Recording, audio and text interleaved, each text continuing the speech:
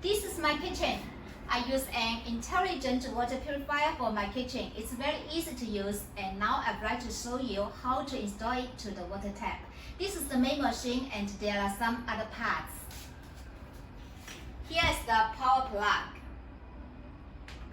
Here is the Ozonator.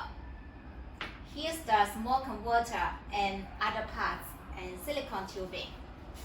Firstly, connect the plug to the back and tighten the cables. Then you can mount it to the wall, like this unit I'm already using. And plug the main. Now, we need to install the Ozonator. Here is the original 4C aerator. Remove it and install the Ozonator on.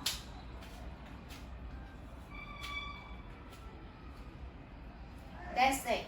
You can connect the silicone tubing to the mixer and another end to the ozone machine. Then it can work. Just like this product. I have already installed it. When I open the water tap, it starts working. And here is the water with ozone.